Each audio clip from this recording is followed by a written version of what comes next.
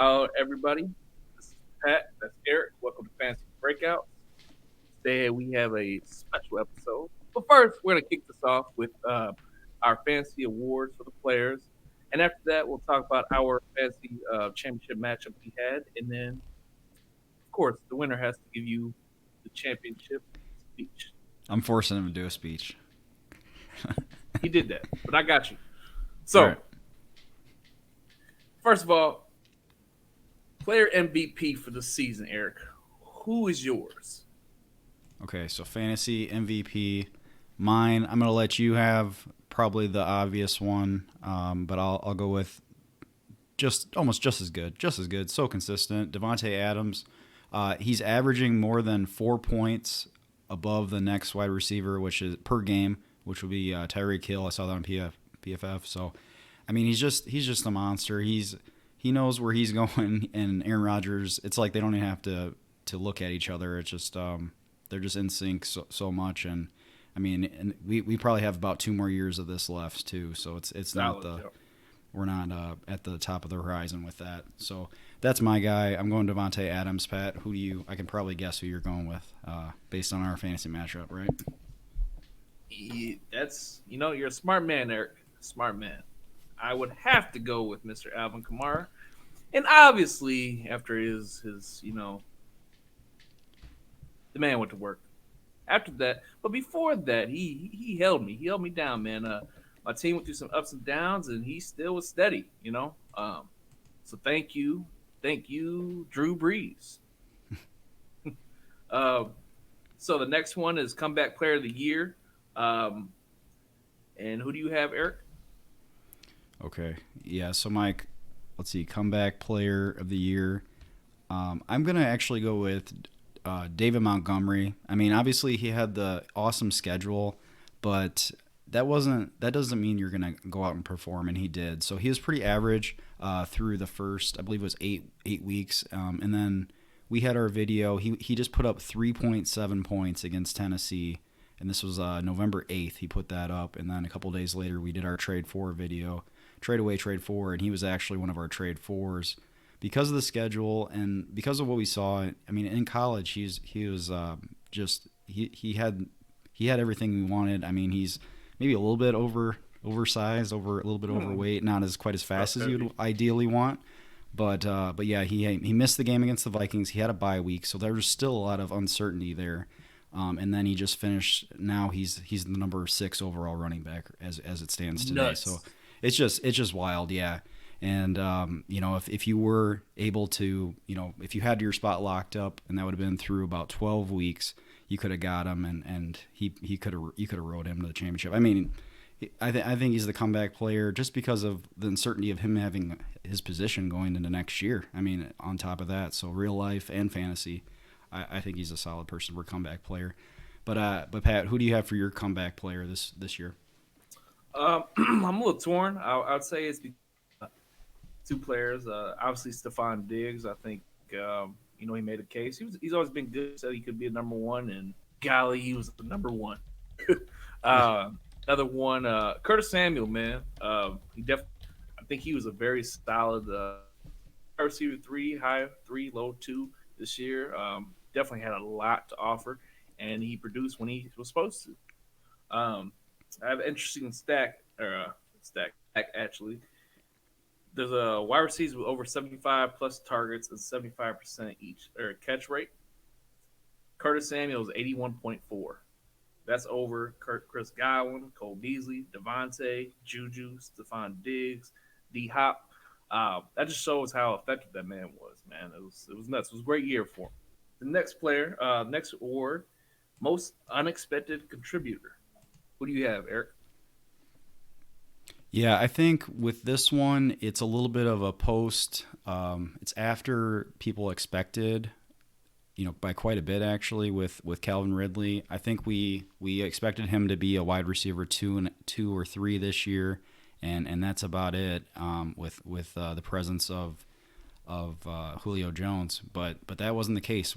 Julio could have been on the field. He could have not been on the field. He only had one bad game. Otherwise, you left Calvin Ridley in as your wide receiver one all year, every week, no matter what, no matter the matchup, and that's all you can ask for. I mean, the guy's a beast, and I think he's probably solidified his position as a top 15 pick next year, and I don't think a lot of people saw that coming, including me. I mean, in our 10 team league, I got him around the 70th overall pick.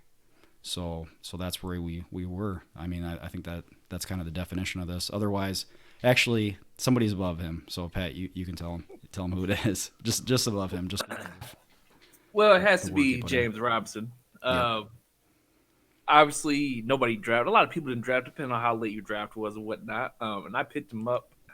Before the season started, but probably a day or two, maybe three before the season started. Fourth overall in scrimmage yards in the league. Like you left him in there. You walked away. You didn't even look at it.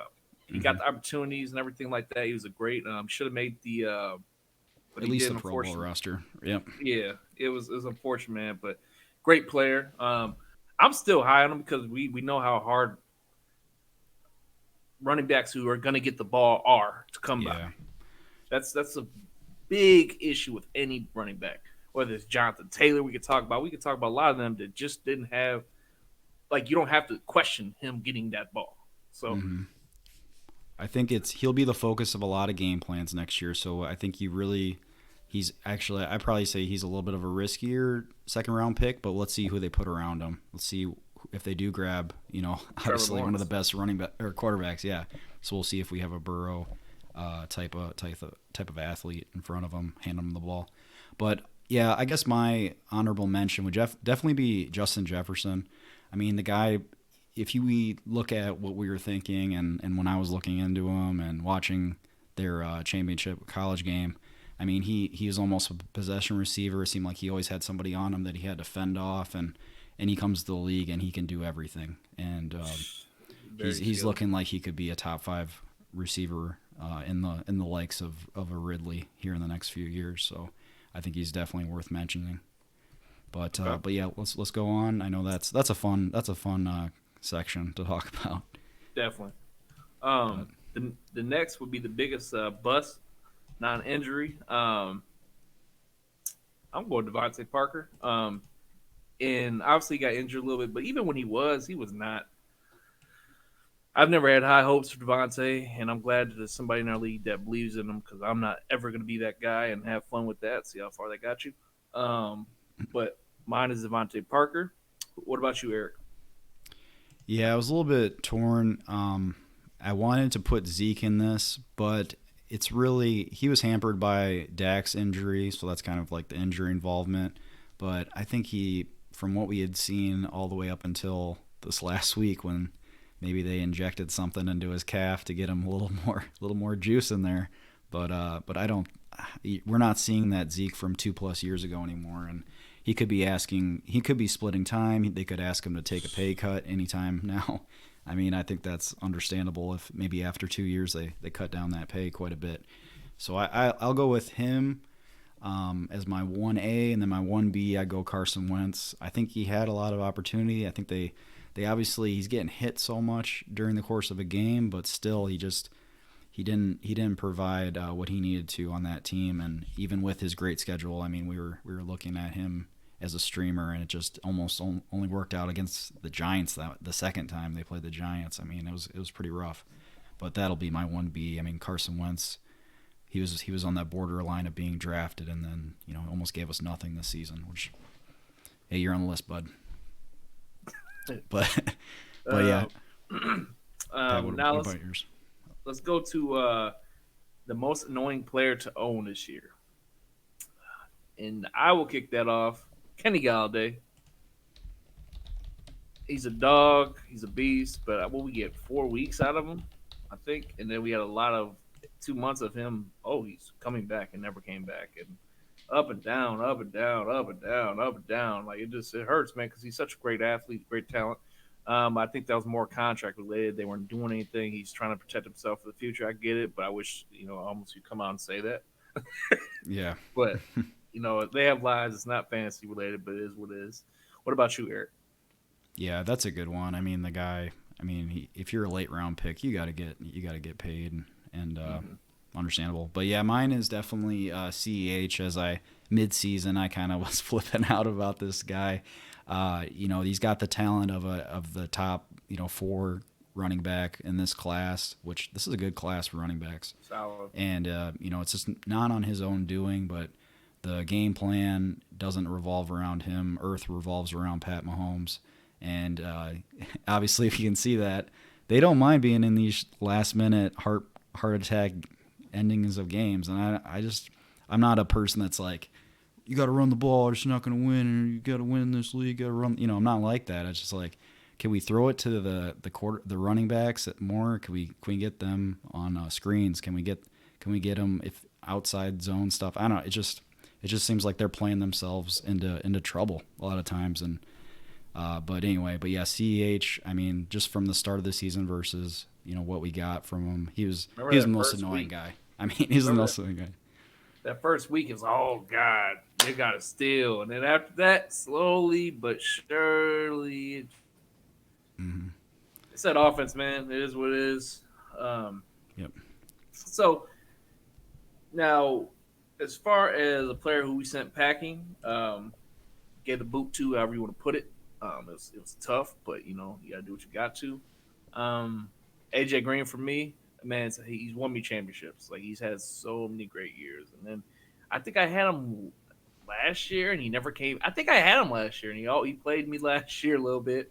And I was thinking, you know what? He's gonna come back. It's contract year. He's gonna go to work. Didn't happen. I think he's all right, but between the pecking order, T. Higgins emerging. Boyd was already there, but T. Higgins is just a star, and I think they noticed that, and they're looking towards the future. It just didn't work, man. I'll be interested to see where he goes next year. I think he can be a solid possession receiver for a NFL team, maybe Aaron Rodgers.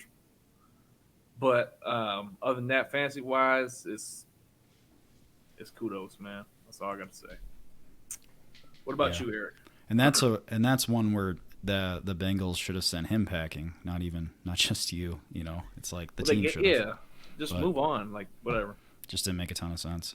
But yeah, so mine was DJ Shark. I identified him pretty quickly that he wasn't the absolute guy that Gardner Minshew wanted to throw to.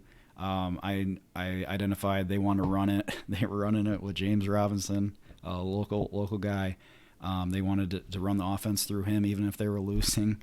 And slowest paced offense, one of them in the league. So he was on my list, and I packaged him with Odell. And hey, look where it got us, But at the end, hey, right? Positive, Pat.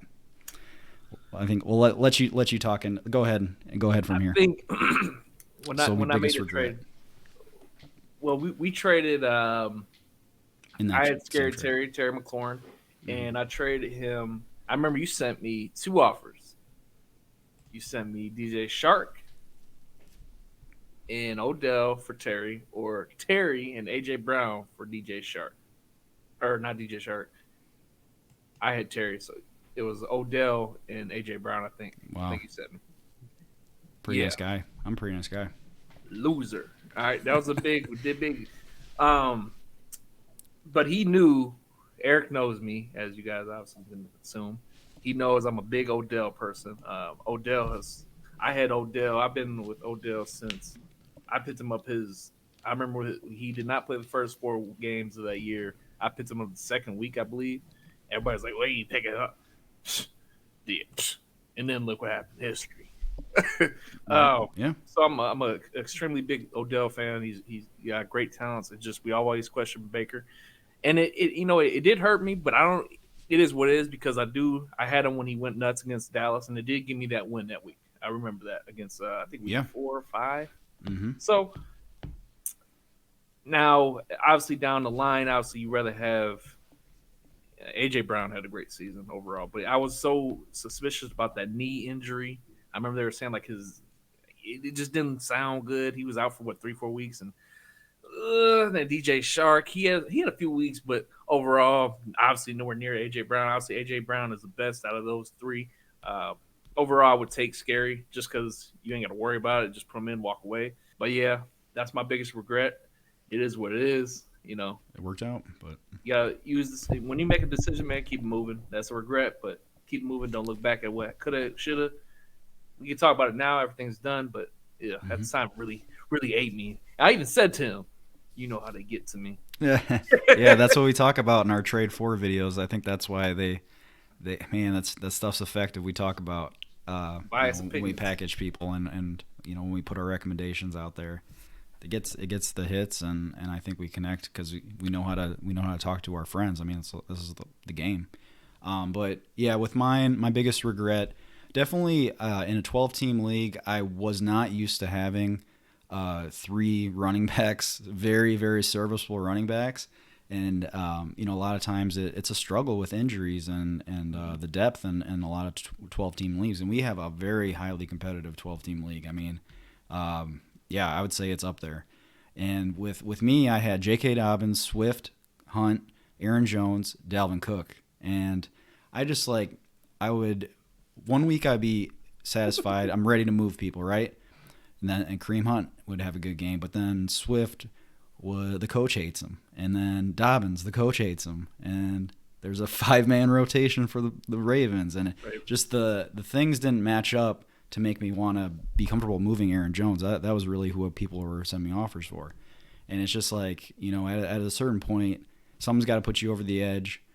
If you at my team, I just had a lot of depth also at receiver, but I didn't really have my AJ Brown, my Scary Terry. I didn't have those guys each week, so it kind of you can sit with all this depth, and guess what you're going to get? You're going to get fourth or fifth, and that's not what we want at the end of the day. So that's my biggest regret. A little bit of beating myself up, but hey, did I know things were going to shake out? I mean, you can't, but just things you got to pull the trigger sometimes. But Pat, I mean, yeah, with that trade, hey, things didn't end up so bad. You were able to beat me. I think I can bring it up. I couldn't put the 2 big weeks back to back, which Pat capitalized here. So Pat, take it away, bud. Well, thank you, Alvin Kamara. You really set the tone right at the jump, Christmas Day. But we had some nervous. We were talking about this a couple videos back. I was kind of nervous, man. You had a couple good plays. Jeff Wilson came out to play. George Kittle came back. I knew Calvin really would do his thing. I think overall, man, and Marvin Jones really made me nervous. But no, we had a great matchup, and I was fortunate to come out on top and whatnot. But even with a goose egg by Corey Davis, which it was crazy going into that game. That's why I really picked up those people. I was contemplating not playing Corey Davis because I saw that type of game happening.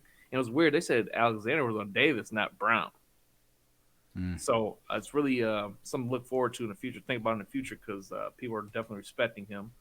But yeah, as far as that, man, we had a great matchup. So I came out victorious. Back. No, number 2.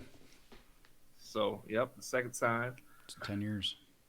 So, I mean, overall, man, I just want to say, after a hard fought battle with Eric and Fantasy Breakouts co-star, Mr. AK has led me to another championship, and now I'm diamond in the Yahoo League. If you don't know what that is, go ahead and look it up. Pretty good. Top 1%. Top 1%, pretty Gotta good. give you some credit. Yeah. And I just want to say thank you to all of those in my league who pushed my team to do only one thing, and that one thing is to win.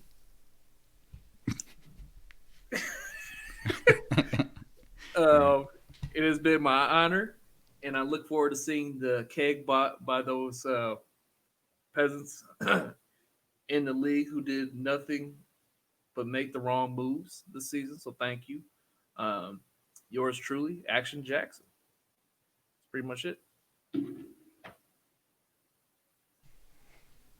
All right. Well, wow, that was breathtaking. Yeah, you have the trophy. I'll get that thing to you in, I don't know, maybe 10 months or so. see how it goes. See when I feel like it. But no, man, it was a great season, man. I think it was fun though because going back to what you're talking about with the depth, man, and it was headache-ish, man.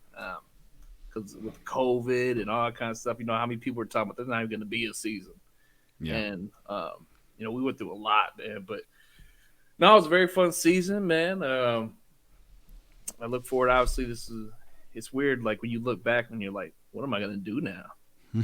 You're like, Yeah. honestly, like, there's a big gap of time and everything, but you know, fantasy football, you can play basketball, baseball, all that stuff. Fantasy football is different at the end of the day. It's a lot more just better. Thank you for everybody in our league. We have a great league. I think we've been in that league for what, solid decade. Yeah. A little bit over. Yep. It's great, man. Looking back and just seeing all the just thinking about the years and all the people that you play with. That's what the league's about, man. Just having fun. Kind of keeping something that keeps you guys together for a long time and whatnot. And man, it's always fun. Can't wait to the draft next year. And then, look back at the draft now. We're sitting there like, tell me why. Like some of those, the decisions you make is just so pointless and stuff like that, man. But at the end of the day, don't look back. Just look at the team you had. You got to make what's do with what you got to work with. Essentially, we all got if only if this would, blah blah blah. Just keep looking forward. Tell everybody, keep when you're playing, just keep looking for the future, not just this week. Think about 2 week, maybe 3 week when it comes to rentals or whatnot. The Fab was definitely something we did this year that was different, Yeah. but I think that was very I liked it. unique. I think it was liked a lot. fun. Yeah, I think it definitely messed with some people's minds because I don't know if I don't think anybody really forgot about it, but it's kind of like it's still like reverse psychology had an impact on them. Like they didn't want to spend their money, but they did. But they did. It was weird. So I'm interested to see how how the league goes with that as far as the Fab. I think everybody should do the Fab. Honestly, that's my personal opinion when it comes to that. But yeah, man, it was fun. Yeah. I really loved interacting with everybody. I mean, yeah, and it's so good. I mean, like I talk to people all the time, all over, and they talk about how they can't keep up with people, and this is like one of the best ways to do it. Just even if you're not the biggest football fan, like we're not. We watch it. We spend so much of our lives, Pat and I, watching it. But even if you're not, man, it's just such a good hobby. I love it, and yeah, we loved interacting with you guys throughout the season. Look forward to keeping things going, trying to get the piece of our brain out to you, and interacting. And we'll be on Sunday with Izzy. We're going to be looking at some lines. We're going to be looking at who we can get underpriced on DFS or different. I think what we were talking about is the playoff best ball stuff is fun too. So, but thanks, Pat. I appreciate it. Congratulations.